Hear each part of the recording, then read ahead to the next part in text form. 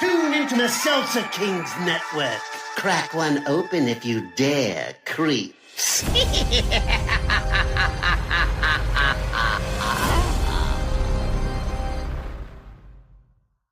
Being a marketer's no sweat. You just have to manage dozens of channels, launch hundreds of campaigns, score thousands of leads, and okay, fine, it's a lot of sweat. Unless you have HubSpot's AI-powered marketing tools to help you do all that and more. Get started at HubSpot.com/marketers.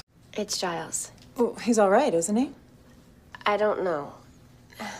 He didn't show up when he was supposed to last night, and then when I went over to his place, he was acting, well, very anti-Giles.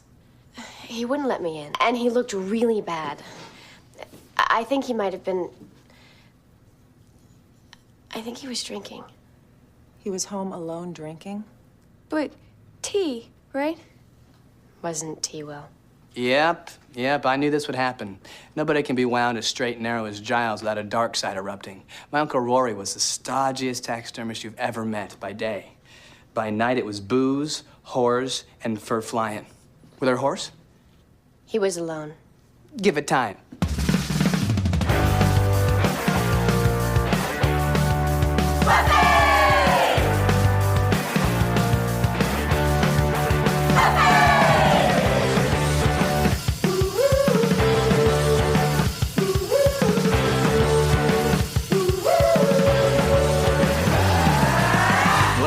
Welcome to another episode of Boys Watching Buffy. We are just two boys watching every episode of Buffy the Vampire Slayer. We are your hosts. I'm Joe Welke. I am Vance. And right off the bat, we need to issue an apology to some people. Not necessarily an apology, but let's talk about... We need to issue a clarification statement. So... in our last episode, Lie to Me, we talked extensively about what are the rules of vampire invitations and where are they allowed to be and where they are not allowed to be. Yes. And we appreciate this, we got quite a few emails explaining us the rules of vampire invitations and where they're allowed to go. Yeah, we got educated on it. And I'll say this, I at least knew about... vampires need to be invited into like someone's house. They can't come in. And it has been brought up in the Angel episode, which is like the 6th episode in this series, right? And it played a major part in that. Yes. So that was fine. We did not know. This is the one thing we didn't know. We did not know the rule about public places. And if vampires are allowed to go into public places, it's just like personal homes of people. And so... with that, Spike, of course, can just break into the school. Vampires can run into the school. We were wrong on that. That's fine. Yeah. But I will say the show has not stated that outright. Yes, I will say, I wouldn't even say that we were wrong. We just didn't have that information. Yes. And now we do, thanks to our fantastic listeners. You know, getting those emails and messages made me realize like, oh, wow, people are actually listening. I was like, that's awesome. Yeah. Thank you. So... also, thank you so much for sending it in. And I guess we will not be harping on it as much anymore, you know? And I will say we didn't want to harp on it before. We had, in episodes previous to the last episode, we said, oh, yeah, we're just going to drop that. It doesn't really matter. Yeah, we kind of moved past it. And then the last episode, Lie to Me, really brought it back up. And I will still stand by that they do it clunky in Lie to Me. And it also, they bring it up for no reason. Besides reminding the audience, unless it's going to come up later in a future episode and they want it to just like kind of remind people about it. Because it doesn't play a role in the last episode. There's never a moment where Angel can't get somewhere and it's a big hindrance or Spike can't get into a house or something. Yeah. But yeah, other than that, I mean, I do think some of our like hypotheticals were really funny. I still want to know if you can resend the invitation once they're inside the house. I guess if you're invited in once, you can come in again. So that one invitation is good for life, perpetuity. Yeah. But yes, so thank you to everyone that wrote in. We also got another message confirming something that was double confirmed in this episode. So we'll bring that up as we go along. But Today we are talking about Season 2, Episode 8, The Dark Age, which was directed by Bruce Seth Green and written by Dean Batali and Rob Deshotel. The original air date was November 10th, 1997, to an audience of 5.59 million people. Pretty big jump from last time. Yeah, now they know the rules about the invitations. People are back on board. Exactly. They wanted to see if they further explained it in this episode. All right, should we get into it, Vance? Yeah, this is a good one. This has a lot of stuff, and this answers some stuff that we brought up last episode too. So yeah, it was a banger. It's got some high drama. So the episode starts out with this guy in a suit sweating his balls off, walking around Sunnydale High School campus, and he's looking for somebody, and he runs into the janitor, and he's like, "Hey, I'm looking for Rupert Giles." And also, it's like super dark out. I don't know what time it is, but this janitor's there, and like it's not weird that this guy's there. And then the janitor knows where Giles' office is or who he is. I wrote that down too. And I was like, am I insensitive? Like, is it wrong? Like, I don't think he would, the night maintenance person, custodian, janitor, whatever you want to call him, would know the school's librarian. Yeah, I didn't know my school's librarian. Like, I never went to the library. It made me think about my high school's library, and I would go in there during free periods and stuff. And it was really cozy and comfortable, but I can't really remember it. And I definitely didn't know the librarian by name. I don't think. I should have probably. I never really went into the library. I think I had a class in there when I was doing some kind of like community college, like advanced class or something. But we didn't interact with the librarian at all. Like our teacher was in the library. I think it would be hard if he was like, "Hey, I'm looking for Giles. He's the librarian," and he's like, "Oh, the library's that way." I could see that. But he's like, "Oh, Rupert Giles. Well, that guy talks to everyone. He's such a personable person. Of course I know who he is." And I want to know what this guy's doing not to get eaten every night. Right? Night maintenance people have to be like, just like a buffet for vampires. Absolutely. But the janitor knows exactly where Giles basically lives. Points him to, he's like, "Oh, I think it's on the other side of campus. Just walk over there." Yeah, I saw him with some, underage girl in the library after hours. Yeah. So sweaty guy starts walking over to that way, and then from behind, like a zombie woman. I was very confused at this point because I was like, well, she doesn't look like a vampire. Mm-hmm. She definitely looks like a zombie. She looked happy. Yeah, she did look pretty stoked. Yeah. But sweaty guy turns around and he's like, "Deirdre?"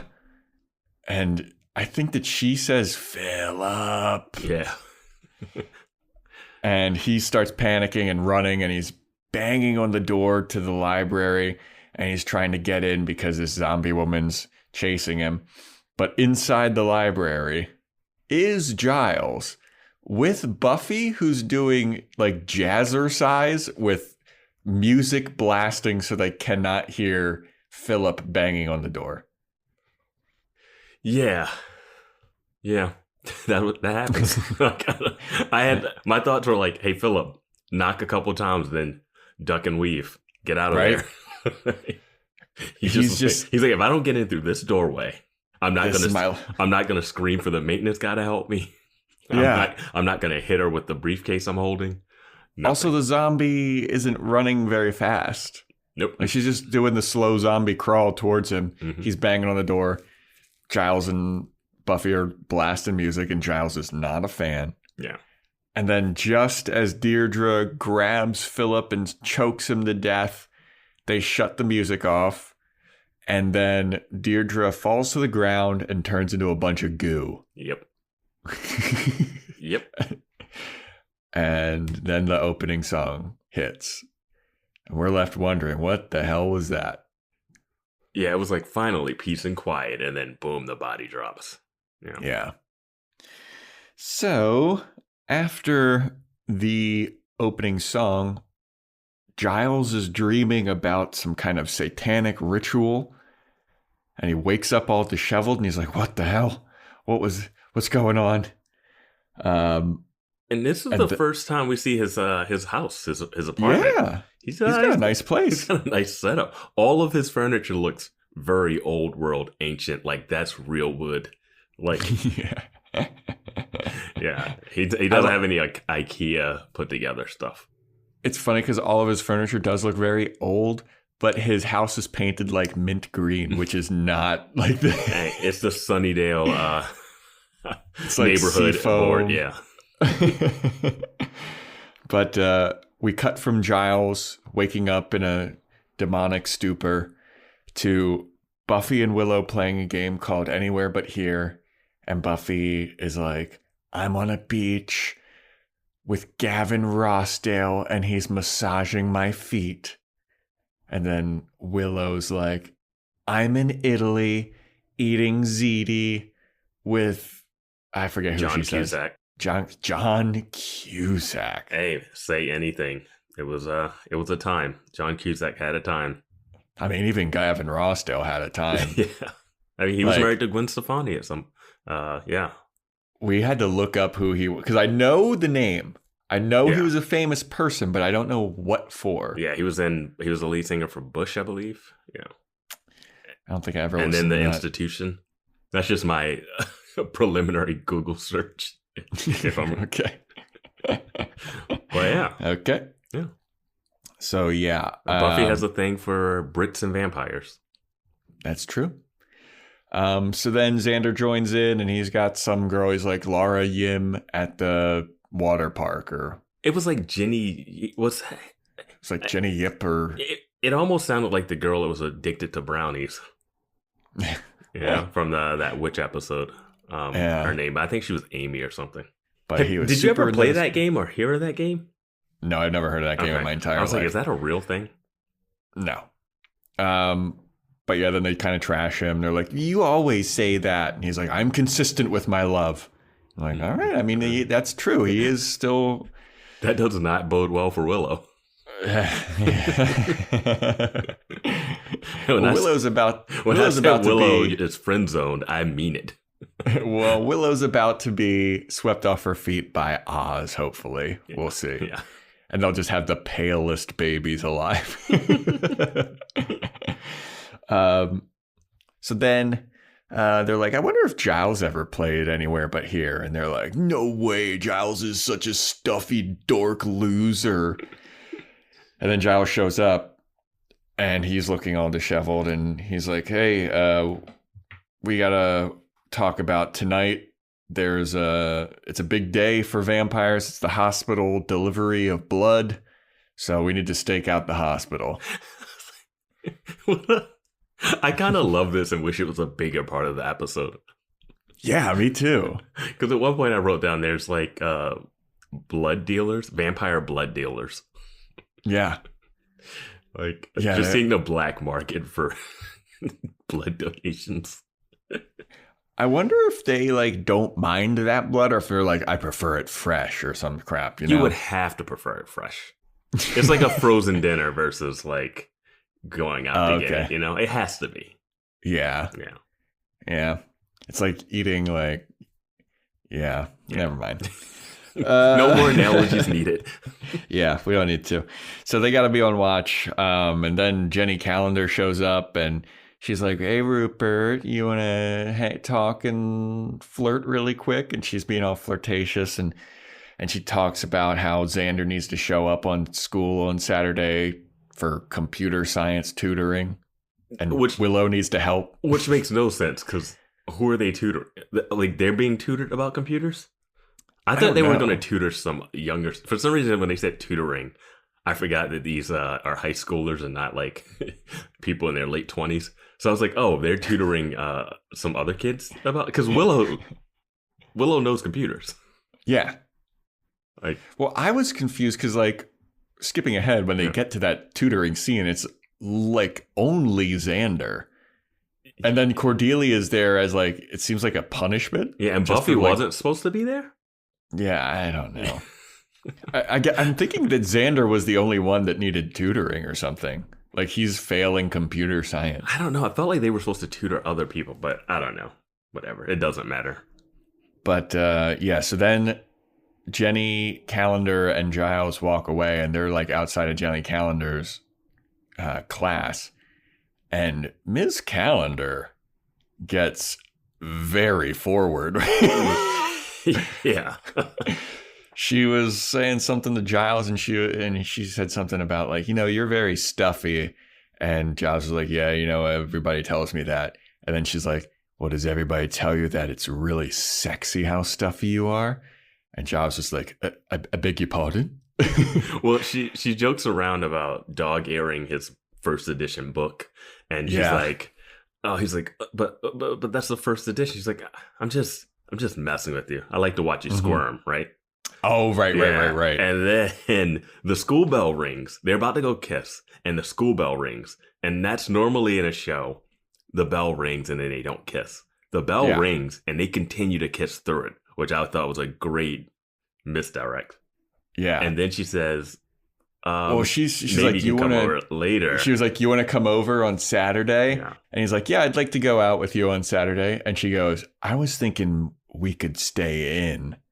And then Giles is like, and then she's like, I want to see how much I can make you squirm. Yeah. And I was like, damn, dude. Yeah. If you had a bow tie on it, should just like spin around.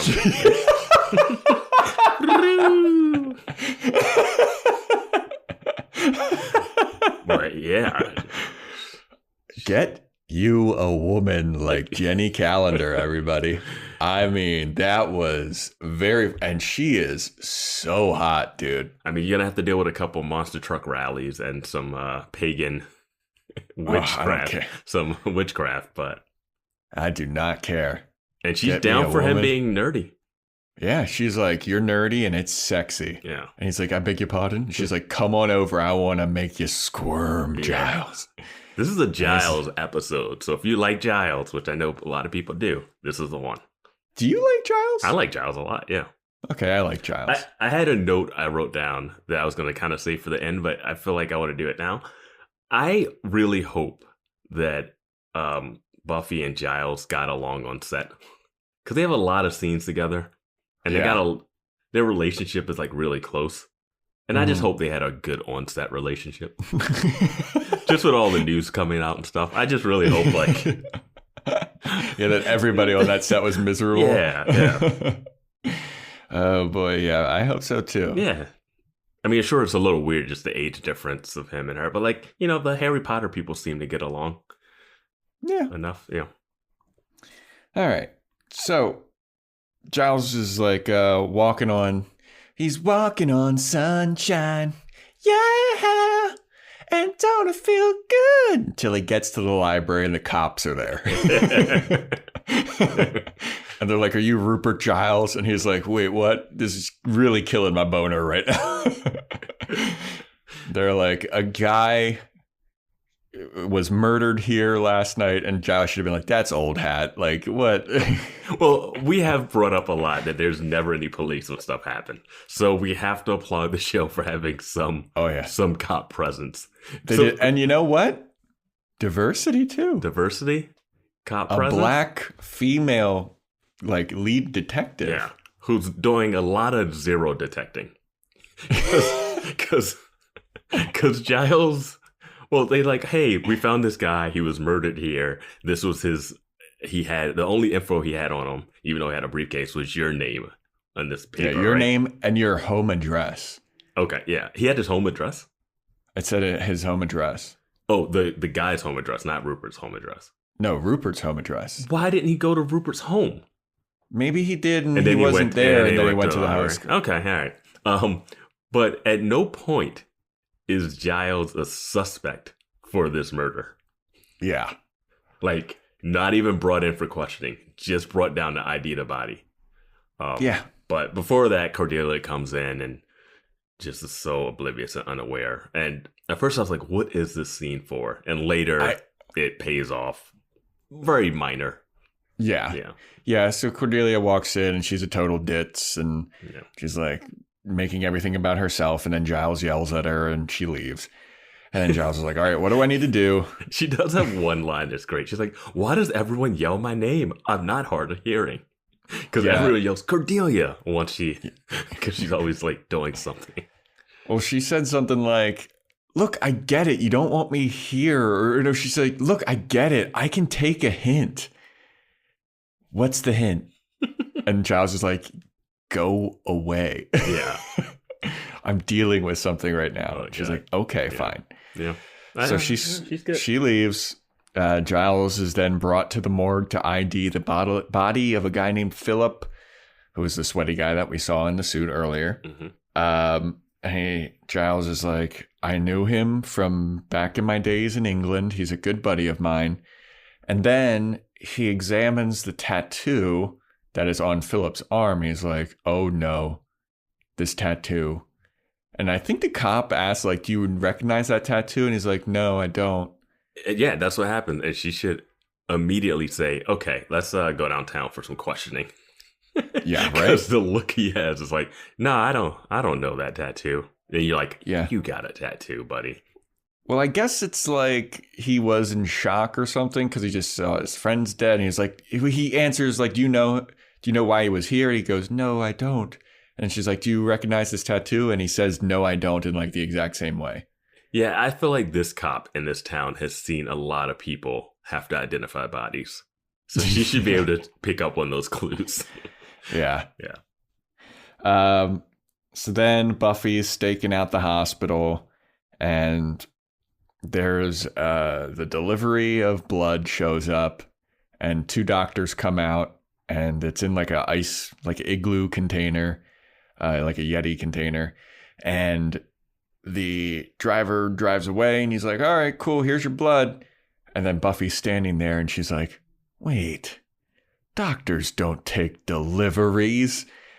And she goes and, before she goes and kicks their ass, like a Mustang convertible pulls up, and he's like, all right, you got the goods. And I was like, yes, vampire blood dealers. Yeah, and then Buffy is also kind of suspicious because Giles was supposed to be there with her, and he was late, and he hasn't shown up yet. But then she goes over and she starts beating up the 3 vampires, and then Angel shows up and helps her beat up the vampires. Yeah. And they all run away. Well, she kills 2 of them, and one... She kills 2 of them. The one of them gets knocked back into the car and drives away, which is fun. And then I loved this line where Buffy is like, to Angel, she's like, what are you doing here? How did you know that I was going to be here? And Angel's like, it's delivery night. Everybody knows about delivery night. Yeah. This is like a vampire thing, dude. Yeah, that's why I was like, this is something. This is a whole thing. Yeah, I thought that was really funny. I was confused by the doctors don't take deliveries line. Yeah. Was a blood delivery? What's a blood delivery normally? If wouldn't, you know what I mean? Like, how does the blood get delivered normally if it's not this way? Yeah, I would have just assumed like, yeah, that's fine. I mean, an unmarked van pulls up, and then it has. Well, the unmarked van was official. It was the 2 doctors that took the blood that was suspicious to Buffy. Yeah, that's what. Like, is she like, oh, these aren't female nurses that are taking it? Like, I don't get what she expects is going to pick up the blood. I don't know, but if I had seen 2 doctors, like also they weren't those scrubs, guys, though. They could have been. Yeah, I was gonna say they could have been nurses. They too. could have been residents, RAs or something. Like, I don't know. They could have even been like the receptionist. Don't like receptionists at hospitals wear scrubs? Yeah. They weren't like in the doctor coats or anything. Yeah, they didn't have like blood all over him. He wasn't like coming out of surgery. Yeah, just like those latex gloves on and everything. Yeah, I didn't get that line. I was like, what do you think the blood delivery is supposed to be? Just a courier to another courier? I don't know. But anyway, we're going to get some emails about that. I know, right? We're going to. I'm afraid to have questions anymore on this podcast. We nitpick because we love. That's what we do. Yeah, exactly. But yeah, so then Buffy's like, hey, Angel, can you make sure this blood gets to the right sources? And Angel's like, I don't know if that's a good idea. I was like, she hasn't been to his place yet, but we've seen his place, and he has those packets of blood. Like, what does she think Angel... Because she's saying it not even like tongue-in-cheek. Yeah. I think she's really worried that this hospital is not going to get the blood. Yeah, I don't know. But how does she think he stays alive? I would have loved to have seen like a scene like once Buffy goes... So Buffy's like, I'm going to go check on Giles. I'm going to go to his place. I would have loved to have seen like Buffy leave and then Angel like look over his shoulder and just like pocket 2 of those packets. I would have loved to see her start to leave, think of something, turn back, and he's just already drinking one like it's a Capri Sun. Yeah. Yeah. Just sticks his vampire straw into one of the packet. He's like, what? He just turned, what do you want? What do you want from me? Yeah. What do you want? I'm a fucking vampire, dude. And he says it's like delivery night. So like he was coming to steal it, right? I don't know. But this is also like the most humane way to get blood. Like if he pocketed like 2 or 3 packets, I would have been cool. He has to. Buffy has to be asked how he's still alive. Like, right? Do vampires die if they don't drink blood? I assume they just get really weak like Drusilla. Yeah, I wonder how much time. Here, email in about this. How much time can a vampire go without drinking blood? Like in the Buffyverse, at least. In the Buffyverse. If you like kill and drink the blood of like one person, are you good for like a week, or is that just like one meal? Because I don't know, man. I'm going to say they can last a month. I'm going to say they can last a month without feeding. You think it's a month? Yeah. All right. Well, so Buffy goes to Giles' house and he looks all disheveled and he's unshaven. He's grown a 5 o'clock shadow and his tie is undone. I noticed that. I was like, he just like grew that beard real quick. Yeah, he's acting real suspicious too. Buffy's like, hey, what's up? And he's like, what are you doing here? Is everything all right? And she's like, yeah, everything's all right, but you were supposed to meet me at the hospital. And he's like, oh, sorry. Did everything go all right? She's like, well, yeah, but like, what's up with you? Like, you're never late. And he's like, I'm just dealing with some shit. I got some stuff going on. And I'm going through something personal. And he starts to close the door and Buffy's like, whoa, wait a second. Is everything all right? And he's like, yeah, but shit's I'm going through something. So I'll see you Monday. And he kind of slams the door on her. I would say at this point, I'm like, bring Buffy into this. Like, this thing is not scarier than the Master. Yeah. Like, I'm like, hey, oh yeah, Buffy, you fight demons for a living, right? Oh yeah, come on in. Let's talk about this. Oh yeah, I just remembered. You don't just fight vampires. You fight fucking plant ladies and robots. And you can punch and kick anything to death almost. Yeah. So yeah, then Buffy leaves and Giles is trying to contact a woman. He's trying to contact Deirdre, who was the woman that we saw at the beginning, who had turned into a zombie and then goo. Mm-hmm. And he hears that she died a couple days ago, and he's like, oh, I'm sorry. And then he sits down at a table, and he has a notebook open with Philip and Deirdre and some other person's name, and he crosses off Philip's name. And the only 2 other names that are left are Ethan Rayne and Rupert Giles. And so you're like, oh, what is happening with this? Mm-hmm. This is some Giles mystery. Yeah. And I dug it. Yeah, and then he goes into the bathroom and he rolls up his sleeve and shows that freshly new tattoo on his arm. Oh, yeah. And washes that tattoo his face. that they did with a gel pen. Looks like a Sharpie. They did like a press on with a cold rag. Yeah. The tattoo that we see later looks better than this one, I think. Oh, yeah. And he just throws water in his face and looks into the mirror all ominous. Yeah, and he looks scary when he looks into the mirror. I was like, oh, wow. This is what I like about Giles. I like him being able to like stretch out his dark side. Like, they're showing some range with him as an actor in the show, which is nice. Yeah. And he can pull it off. It's not just like gimmicky. Yeah, and he looks at his tattoo and he goes, so you're back. Mm-hmm. And I was like, oh, okay. Yeah. So then we cut to the dead guy in the morgue, Philip, and he awakens. And then a doctor is making his rounds and just checking to make sure all the dead bodies are in their little refrigerators. You know what you do when you're like, oh, man, Last time I locked in someone that wasn't dead. Let me just go back and check again. I don't know. He's just opening them all. So he opens 2, and then rule of 3, he opens the last one, and Philip is missing, and then a nude Philip attacks him from behind, and just basically, I mean, he kills the doctor, I guess. He throws him into that thing. Oh yeah, he throws him into which the looks fridge. like it has no back to it, because he throws him in and he just like slides all the way out of frame. So it's like 20 feet deep in there. But yeah, I thought he was gonna kill him, put on his clothes, walk out. Yeah. No, just naked, walks out. Yeah, and when we see him again later, he has the suit on. Yeah. So at some point, he took the time to fully get dressed. Yeah. Yeah, he just like was walking around. And he was about to walk out, and he was like, "Oh shit! Yeah, I can't. It follows this." Yeah, where's my suit? Oh, dude, that movie sucked. I liked It Follows. I can understand the arguments with the ending, but I like the movie. Yeah.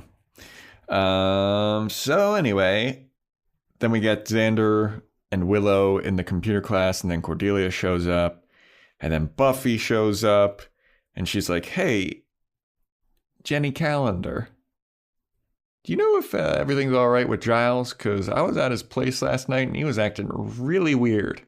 And Miss Calendar's like, "No, I don't know what you're talking about. He seemed pretty normal last time I saw him." And then Buffy's like, "I think something's up with him, and I think we need to like figure it out." And then Xander is super stoked. He's like, "Oh, we should all figure it out. Leave this computer class. Yeah. Let's leave." There's some joke about doing Buffy that happens earlier or something like, "Okay, get to your seats. We're gonna do." And then Buffy walks in. He's like, "We're gonna." Ginny Callen's like, "We're gonna do Buffy," and he's like, "Wait, what? Did I die? Am I still dreaming?" Yeah. It's a good old wordplay. Yeah, and then Buffy says something about like, he was drinking. It smelled like he was drinking. And then Xander stands up and he's like, "I knew Giles had a bad side. I knew it. My uncle, he had a bad side like this. He was the most stuffy person I knew." And then behind the scenes, he was into booze and whores and a third thing that I couldn't understand. What did he say? What was the third thing? I don't know, but then he asked Buffy, "Was there anyone there?" He's like, "He was alone." He's like, "The whores are coming," or something like that. Yeah. And I brought up that Giles must be like a crazy late night drinker before too, because there was this one episode where he was just in the office looking so frustrated.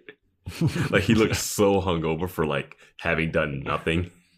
Yeah, and I don't know, maybe he's gonna have a slight drinking problem at some point. I mean, he should. Yeah, I hope he doesn't go full like after school special drinking where they have to have like an intervention. Like, dude, I remember in high school I had a teacher that would show up drunk or like hungover, and you could still like smell it on his breath. And you could always tell he was hungover because he had a big Powerade on his desk. Oh man. And I remember like everybody figured it out. Yeah. And this dude was like pretty short. He was like 5'1" or something. Yeah. So the taller kids took the Powerade one time and put it on top of like the TV that was mounted to the and he was like, "Who the hell took They drove him to drink extra hard that night. It was so funny. And then like he saw it and he was like, "Oh, this is really funny, guys. This is really funny." He made somebody take it down. It was so great. But anyway, so then after Buffy's like, is Giles been acting weird? This is where Cordelia was like, "Well, he was normal when I saw him when he was talking to the cops about a murder." Yeah. And they were like, "Why didn't you bring this up?" And I was on Cordelia's side. I'm like, yeah, that's not even the weirdest thing I saw yesterday. Yeah.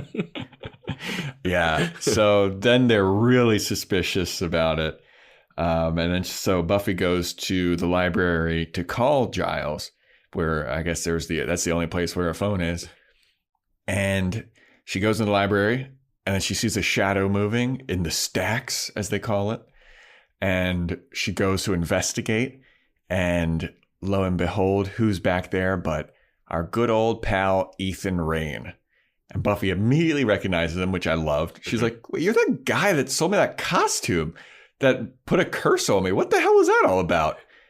Yeah. And he's like, Well, this whole scene, I had like so many like weird issues with it. Because they go up there, he's in the stacks. She sees him through one of the stacks. He pushes it over, trying to crush her underneath it, right? Mm-hmm. Then he runs out of the stack and then like bumped his knee or something and like stumbles around the corner and he's like, ow, ow. And then she stops him and then they have that conversation. Yeah. Like he just tried to maybe murder you by pushing that on you, and he put a spell on the whole town that almost killed everyone. So I'm thinking she just has a casual conversation with him. Like, what are you doing here? Like, I'm like, no, punch first. And then she hits him once, and then like he's like, ow, and then they have a conversation. Yeah. And I'm like, no, this guy's a major problem. Like, he should be I don't know how you put him in jail for this, but something. Yeah, she has to reprimand him at some point, but they're just like, she's like, yeah, you're the guy that sold me that costume. What was up with that? And he's like real jokey. Like he's having a fun time hamming it up. Oh yeah, he is. He's like, yeah, you know, put a spell on you. Yeah. And then she's like, so you know Giles? And he's like, oh yeah, me and Giles go way back. And then we cut to Giles and he's dreaming of Satan again. Yeah. He's having those early Buffy nightmares. Yeah. Yeah. And he wakes up to a phone call from Buffy and he looks real hungover now. Like he looks bad. And that whiskey bottle is at the bottom. Oh yeah. You thought Giles would go dig into some books at this point and not the bottom of the bottle. But yeah, people deal with trauma in their own ways. Yeah. You know what? I'm going to bring it up later. Imagine what's possible when learning doesn't get in the way of life. At Capella University, our game-changing FlexPath learning format lets you set your own deadlines so you can learn at a time and pace that works for you. It's an education you can tailor to your schedule. That means you don't have to put your life on hold to pursue your professional goals. Instead, enjoy learning your way and earn your degree without missing a beat. A different future is closer than you think with Capella University. Learn more at capella.edu. But Buffy's calling him. He picks up and she's like, hey, I'm here with some dude named Ethan. He says he knows you. What's going on? And he's like, Buffy, if you're with Ethan, you're in some grave danger. And then the dead guy walks in to the library. Yeah. Yeah. But he was like in the back of the library, it seemed. Like he seemed like he was behind them somehow. But in order to get there, he had to have like walked around. Well, I don't know. This library is situated in Sunnydale High in a spot where you can get to it from the street. Some school libraries are like mine. My high school one was inside the school. Like you had to be in the school and then go down a hallway to get to it. It wasn't like it didn't have its own private entrance, I don't believe. Mm-hmm. And this one we saw from the beginning, it does. Maybe he just came back through that door that we don't know where he's. That could be. I don't know. Whatever. But it seems like in the other episode that it was on the second floor and she had to drive through. Like Cordelia had to drive through the school. It was on the first floor. She didn't go upstairs, but yeah, it's somewhere deep in. Anyway. Well, it has a sunroof too. Yeah, I don't know. It's whatever they need. Yeah, he comes in there and Buffy looks really scared for some reason. Yeah. I would be more afraid of Ethan Rayne, who will put a spell on the whole town, than guy in suit that looks undead.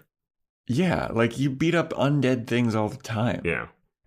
So she wails on him and throws him in library jail. Yeah, I love it that keeps getting used. Yeah. It'll have weapons in it when it needs to, or it's just a personal prison. Yeah, like it's a prison, but that is also where Giles has all of his weapons. Yeah. And like, why are the weapons in there? I have no clue, man. What did the principal think? So after she throws him in book jail, everybody comes running in, like Xander and Willow and Miss Calendar and Cordelia show up. Oh, you can hear kicking. Kicking, just echoes throughout the hallways. And then Ethan tries to run away, but like Xander and Willow and all of them like capture him. Well, Cordelia knees him in the balls, but like he really pushes over Xander. Xander just gets shoved out of the way. Yeah. So then Giles shows up and he's like, is everybody okay? And they're like, yeah, but there's a dead guy here and Ethan's here. And then Giles goes up to Ethan and he just like chokes him. He's just got his hand around his throat and he's like, I told you to leave town.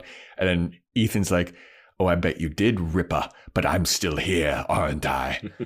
Yeah. And we're like, oh, okay, so confirmed. And then even Cordelia goes, why do they call him the Ripper? What's going on?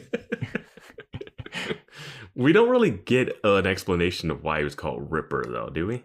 Not yet. Not yet. No. I'm sure it's going to come up in a later episode. Oh my God. He's just going to be like, is he going to be like Roadhouse and just ripping out throats? That's his thing. No, man, that'd be so badass. But yeah, so we were confused as to if he was being called Ripper. We got confirmation from an email or a message, Instagram DM. We got someone slid in our DMs with some key information. Again, thank you so much. Yeah. Appreciate that. One of our longtime listeners. Yeah, really love that. But also here, if you're going to send us a message, don't spoil anything too. Yeah, because we this is our first time going through. Yeah, we appreciate the spoiler, the no spoiler tag that we've been getting too. So thank you. That's awesome, everyone. Yeah.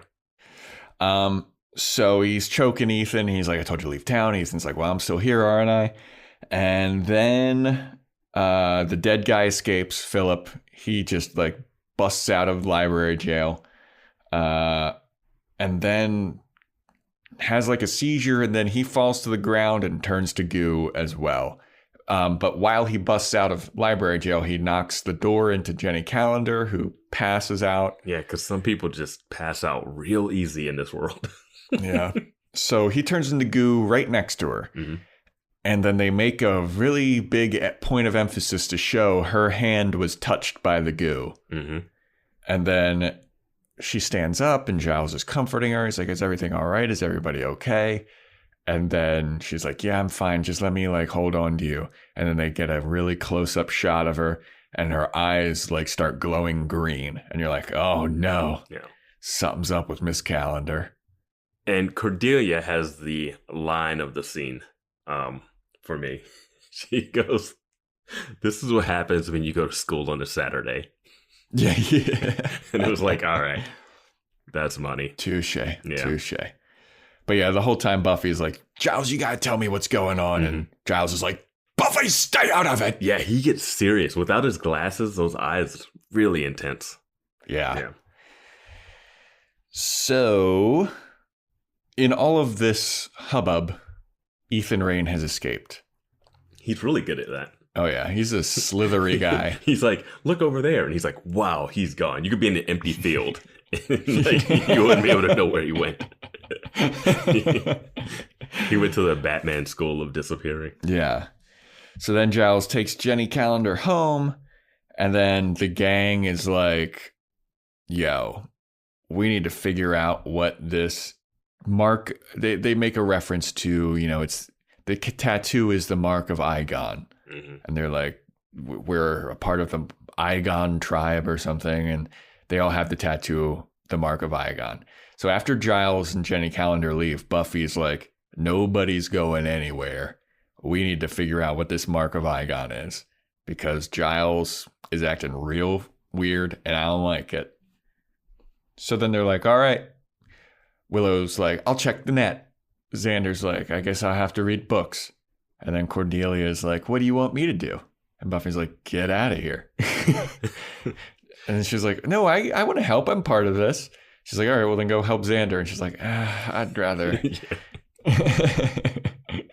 A question I wrote down. When did we stop calling the internet the net? I don't know. Like, when did it go from the net to the web? Well, we used to call it the World Wide Web, too. I mean, that was like the www aspect of it. Like, before Google was around, you had to actually know a website's address to type it in. But then it was always the net. There's the Sandra Bullock movie, The Net, that came out about her, like, where the internet does way too many things for the time period, but would be underwhelming now, probably. Yeah. I feel like people still say surfing the web, though. People say surf the web. The interwebs, I joke around and I say that every now and then, but the net never really stuck. Yeah. Yeah. That's all. Interesting observation there, Vance. People are like, how can I get the last minute of my life back?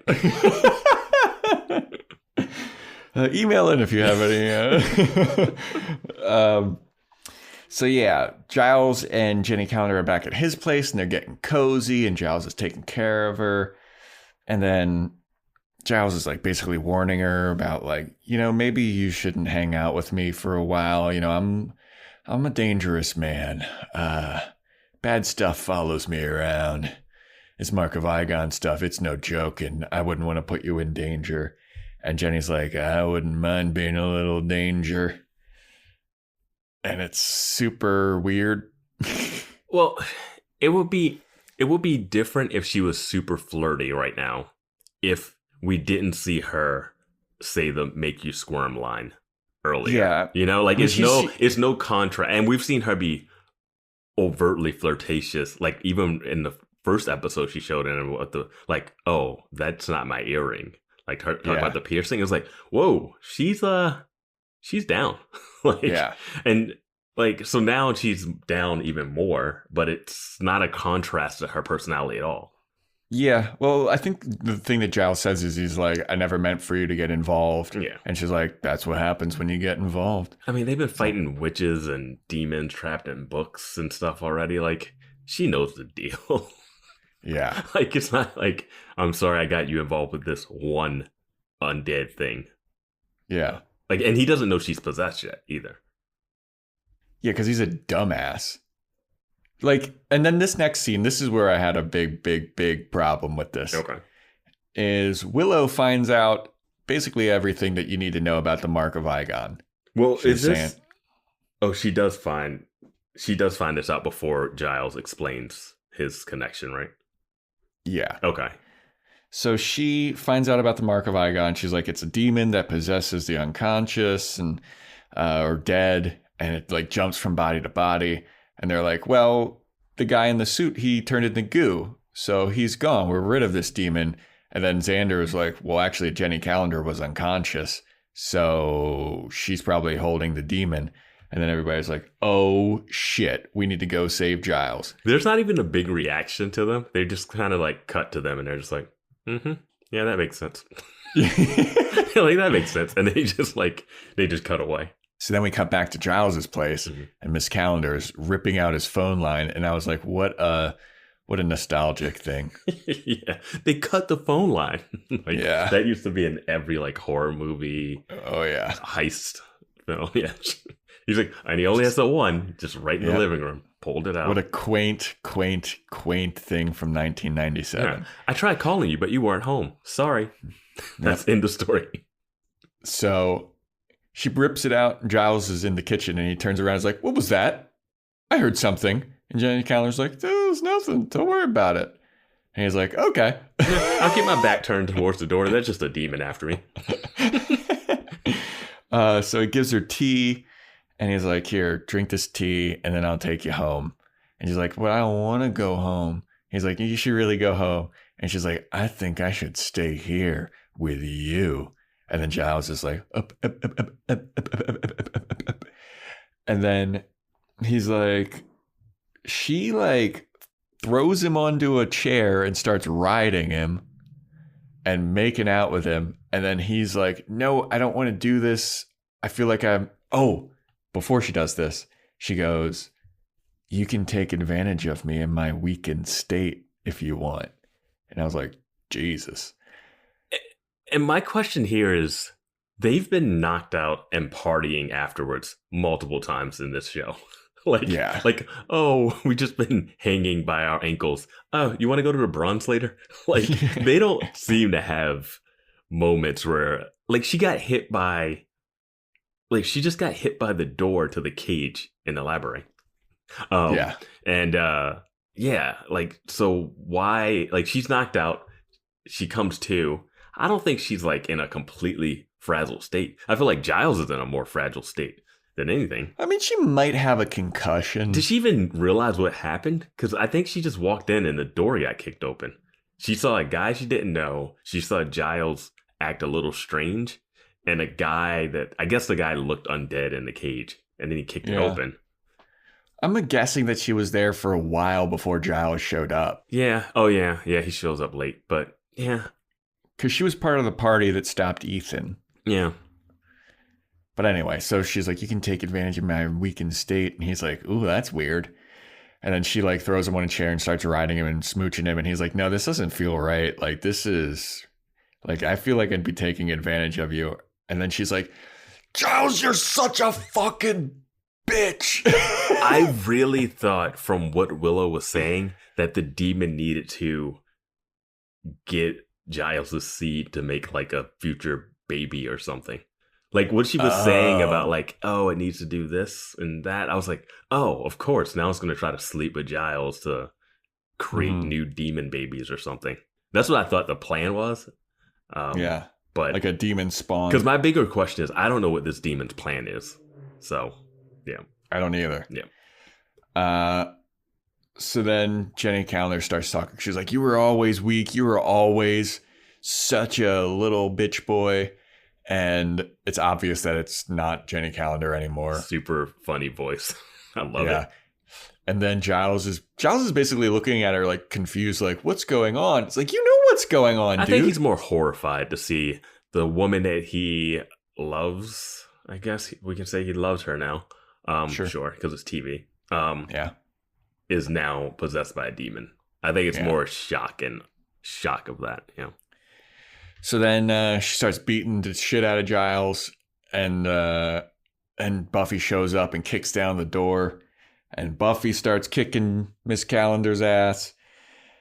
And then to my point, she should have just stayed there. She should have just stayed with them before, because that's what Buffy like. Giles can't protect himself from this demon. No. Yeah. What did he do in the past to earn the nickname the Ripper? Because he is.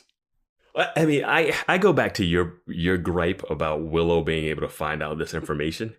You have known about this your whole life as a watcher, and you have not figured out like a way to stop it in case it comes back. Like every day you take a shower, you see a tattoo that reminds you of your past. You have not said, I'm going to look in a book and see all the information I can find. Willow found it in one of his books in an afternoon. Yeah. How irresponsible. Well, maybe they didn't find like a cure to it, but she knows about it. And I guess he knows all about it too. Yeah, but he didn't have any plans. His plan was to just start drinking. He didn't even think about like, even Ethan has a different plan, you know? Yeah. Yeah. So yeah, then Buffy's kicking Jenny Calendar's ass, and then Jenny Calendar escapes somehow. And Buffy's like, Giles, you gotta tell me everything that happened with this. And then Giles is like, all right, have a seat. Let me tell you a little story. This could have been like, I'm surprised she wanted to know after what Angel told her about Drusilla. Right? Like, you know what? Never mind. You're right. Like, every time you guys tell me something problematic, it's really problematic. So he sits her down and he's like, look, back in London, I rolled with like a pretty crazy crew and we awakened a demon. You know, like, what are you doing? It's what you do. It's just hijinks, man. Wait, what? You never awakened demons? Just schoolboy hijinks. So he was awakening the demon because it got him high. Yeah, it was a thrill, man. They show that picture of him in a rock in like a punk band. Yeah, that was. He looked pretty fucking. I think rad that's really that him picture. too. Yeah, I don't know. I think it's I don't know. He's an actor from London. You think he wasn't in a punk band when he was growing up? All right. I mean, he might have been, but that picture was like pretty. That looked pretty Photoshopped to me. But anyway, yeah. So they awoken a demon. It took over one of the kids in the group and killed him. And then it was like passing along to each of them. And it's killing everybody. And now it's the only two people left that are there with the Mark of Igon are Ethan and Giles. And now it's inside Jenny. And he's worried that he's going to have to kill Jenny in order to make it go away. Because they killed their other friend. Yeah. And I'm thinking his nickname Ripper will have to do something with the way he killed his other friend. Right before he kills Ethan, it'll be like, oh, you're going to do me, Ripper, like you did, whatever his name was. Yeah. And then Buffy's like, all right, well, I'm going to go figure shit out like I always do. And Giles is like, I'm sorry, Buffy. And Buffy's like, I know you are. I was like, dude, that was so cold for no reason. Like, Giles is going through it. Yeah, but I mean, honestly, Giles has been on her case hard about stuff. And then as soon as he has a problem, he's like clammed up and like doesn't want to tell her, you know? Yeah. I mean, she's in the gym jazzercising, in the library jazzercising at night, on a school night, you know? Yeah, that's true. Yeah. All right, so then Buffy goes to Ethan's shop, and she's like, Ethan, where are you? I'm here to protect you. And then Ethan's like, oh, thank you very so much. I really need your protecting. And then she's like, all right, let's go to the back. We're going to go hide out in the back. And he's like, all right, after you. And then she takes a step in front of him, and he like knocks her out with like a mannequin leg.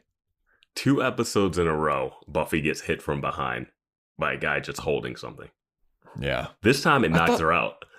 I thought she was supposed to be like stronger than everybody, but she gets knocked out like just as easily as Miss Calendar. Again, we're going to nitpick it a little bit, but it's like convenience of the plot. Like, it's no way she rips down the chains from that frat boy dungeon that is welded in the rock, and she can't rip a rope apart. Yeah. Or just break the table. The table was so flimsy when you see it kicked over. Yeah, dude. She could just bend that backwards. I just have no concept of her powers. Yeah, it's plot driven. It's plot driven powers. Yeah. Yeah, that's it. So he knocks her out, and he like ties her to a table, and he's like, I'm going to give you the mark of Igon so that the demon doesn't get me and it'll kill you instead. And I was like, okay. No. Not okay. They could have done this the whole time. Yeah. They could just remove the tattoos. That's what I was. As soon as he like, so he's giving Buffy this tattoo, and he like pours acid on his arm. Uh-huh. And then later we see that like the demon is like, oh, you're not the guy anymore. I'll go to the next person. It's like, why didn't you do this earlier? You had a plan to put a spell on Halloween costumes to turn everyone into that. And you could have been like, hey, who wants a tattoo for free? Yeah. Like, that's it. You could have tattooed the whole town and like had a whole town of people where the demon like, which one do I take? Like, bro, you could have set up a henna shop on a boardwalk somewhere, and so many people would have gotten it not knowing what it meant. Or just get the tattoo removed from you. If that's how easy it is. And yes. And that's where my question is. There's that list, and it's like, and even Jenny Calendar, when she's the demon, says, I only have 2 more to go, like to kill him. And she does a great head dive out of that window. Oh, that head dive is amazing. It's all in slow motion. But I'm like, okay, so what happens after the demon kills Giles and Ethan? Yeah, I don't know. Like, why is it just revenge? Because now it doesn't make any sense. If you can just swap tattoos. Yeah, dude. And if you can like induct as many people into the cult of Igon as you want, like, and there's no benefit to this cult besides a demon trying to kill you. The benefit was you get high. They're not even getting high anymore. This is an allegory for drugs, Vance, and just say no to drugs. Just say no to smoking. Just say no to things that get you high, man. I do. Oh, whatever. We'll get to it at the end. But yeah. So in between all of this, Xander, Willow, and Cordelia are researching, and then Xander and Cordelia start to fight, and then Willow freaks the fuck out. Well, Xander's like, I'm going to fist fight you, Cordelia. He's like, I don't care if you're a girl. I'll punch her in the face. Yeah. I was like, man, he hit his breaking point quick. He really did. Yeah. He went from 0 to 60. Like, but then Willow like jumps up, and she's like, we are researching about a demon, and I don't want to have to hear any of your bullshit. So either you're going to help me and sit down, or shut up or leave. And then everyone's like, okay, we'll help. Sorry. Here's when I wrote down, Willow is Watcher. Yep. Yeah. I predicted this like at the beginning. You predicted it, but your prediction falls apart later in this episode. Well, yeah. Well, I mean, it's hinted at later in this episode, but we'll talk about it. So then Ethan, he gives Buffy the tattoo and he sears off his with the acid. And then Giles goes to get up and save Buffy, and then he like has a vision that Buffy has the tattoo. And then he's like, oh, I gotta go save her. Yeah. I guess if another person is inducted into the group, you can sense them. I don't know. I don't know anything about the dreams either. Like this. It looked like he was having just nightmares about when he used to do this stuff. But I guess now it's actually more premonition. You know. So Miss Calendar shows up to Ethan's shop where Buffy is tied up to a table with a little flimsy rope where there's like just a screw, and Buffy's like trying to like fray the rope under the table. I love and Ethan is none the wiser. This is like the nail in what's that movie? With the hearing, with the monsters that they can hear. Oh, A Quiet Place? Yeah, it's like The Quiet Place where like the nail is sticking out of the floorboard just in the middle. Like this screw, what is it screwing down? Like it's just like like it's no point for a screw to be right there. It's just like in the middle of the table sticking out. But Yeah. So Buffy escapes, obviously. She rips off the but Miss Calendar goes up to Ethan and she's like, oh, you don't have the tattoo anymore, so you're cool. I'm gonna go attack Buffy, who has like a tattoo on the back of her neck now. Yeah, the demon reacts as if there's like a dog and it's sniffing, and it's like, oh, you don't have a tattoo. Oh, there's a tattoo. I forgot what you looked like. I forgot what the person that summoned me all those years ago looks like. So, okay. The person I was just in a room with who had the tattoo earlier in this episode. Yeah, I don't know the rules. Yeah. So then Buffy escapes, and then Miss Calendar starts attacking Buffy, and she throws the table at Buffy, and Buffy starts fighting back, and then Giles shows up, and he saves Buffy, and he's like, no, don't take her, take me instead. And then Angel shows up and saves Giles and Miss Calendar somehow. Yeah, he comes out of, like, when he came in, I was like, what is going on? And then he's followed by the mystery team of Willow and Cordelia and Xander. And then he just starts choking her out. Yeah. Yeah, he's choking the dude. I love all of the choking stuff that's going on. Like 2 episodes in a Halloween when that little kid started choking that old lady. Oh, yeah. That was so funny. But Angel choking Miss Calendar, and everyone just standing there watching, and Giles was like, what's going on? He's going to kill her. Yeah. And then Buffy and Willow were like, no, it's cool. So he's just like going to town on this choking. He's and then so the demon leaps out of Miss Calendar, and its mission is to like go into the closest dead or unconscious person. And since Angel's technically dead, it jumps into Angel, and then Angel starts spasming, and then he just kind of like gulps, and he's like, all right, that was weird, and everything's fine now. Yeah, he like passes out. Like, it's all those 90s effects of like his face is going all big and warpy, and like anything you could find in Photoshop at the time, like before Photoshop, just pull. Like, it's a cool looking effect. It's weird. I mean, I kind of like one of the early uses of it, I feel like, in this show, of like the digital stuff like that. Besides like face morphing to vampires, but then he wakes up and he's like, whew, that was and they're like, so what's up with the, he's like, I got a bunch of demons in me, don't worry about it. Yeah, because this is the part of the vampire lore that we do know in the Buffyverse, at least, is that when you get turned into a vampire, you have a demon in you. So vampires are demons. Mm-hmm. And they have a demon inside of them, which makes them different people. Like Buffy tells this to that dude that wants to turn into a vampire. Owen? No. Or in Lie to Me. Yeah.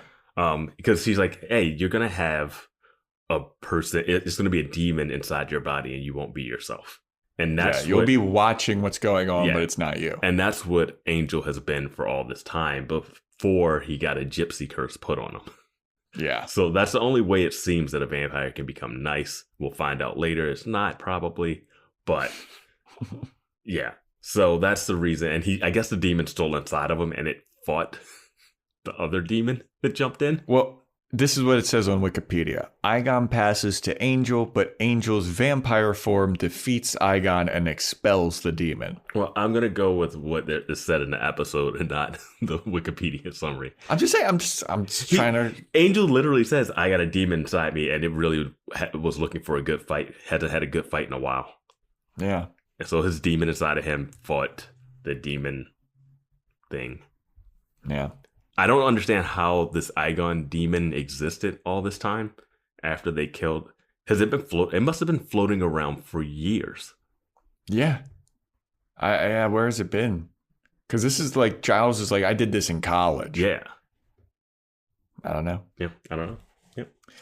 But then we find out that Ethan has also escaped again. You can't take your eyes off this guy. You know what I think is funny? I think it's funny that he still kept the store. He was like the lease the store. I still had the lease, so I kept the store. And I'm like, yeah, dude, I thought you were running away. Like, no one's gone back to the store since that one day on Halloween. Well, I love that he's like, I already paid my month's rent. I'm not leaving town. Yeah. So then there's this weird thing where Giles and Miss Calendar leave, and then Angel's hugging Buffy. But I feel like Angel's looking very menacingly at them.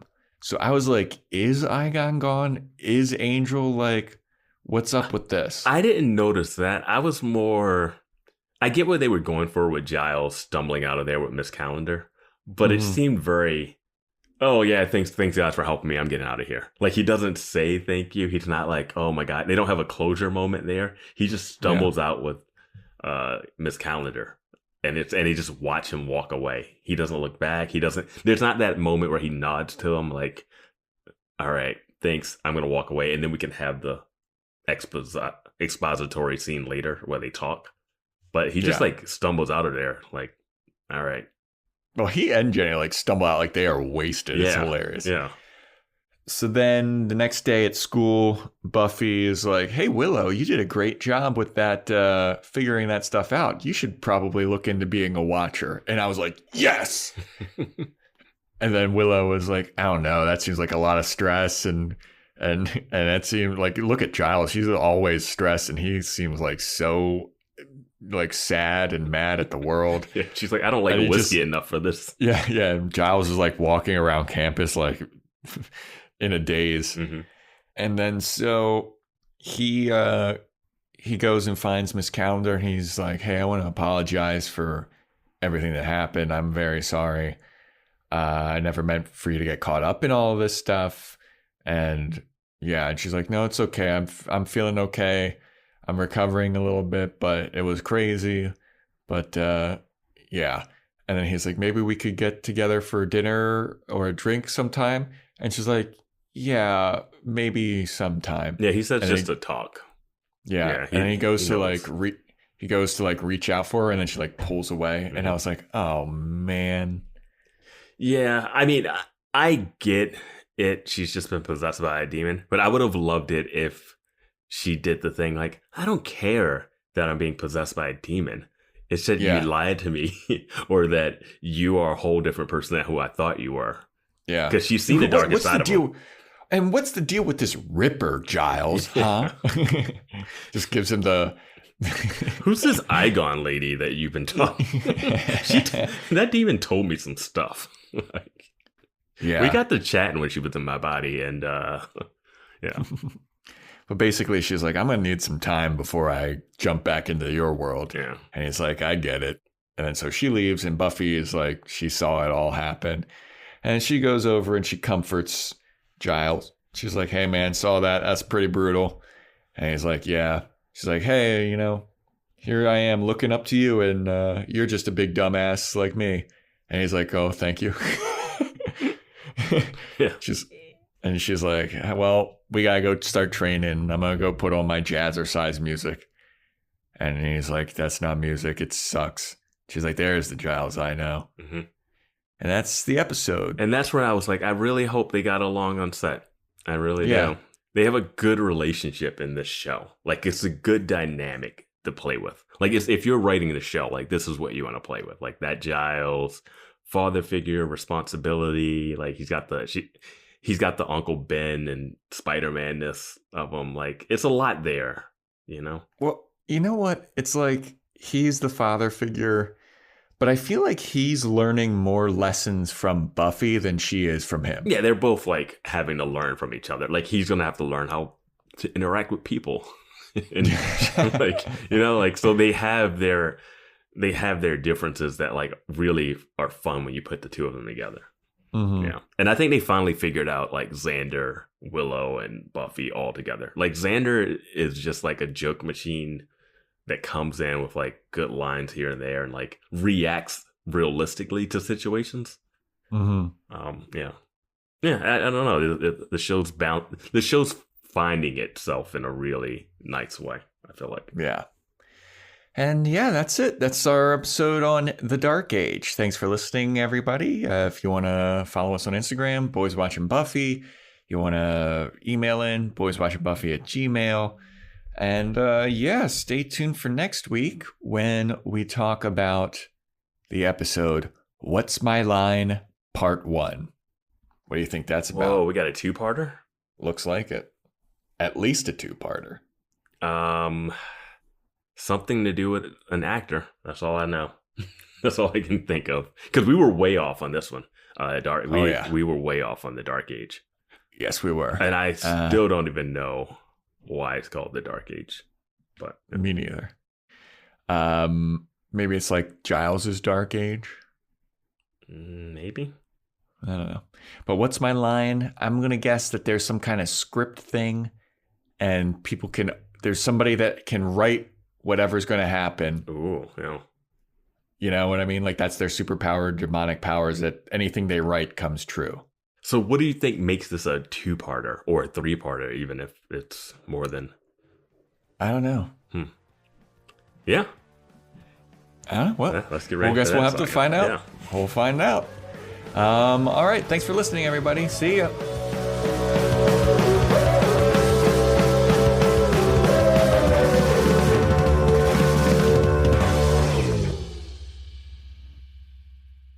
This is what happens when you have school on Saturday. Tune into the Salsa Kings Network. Crack one open if you dare, creeps.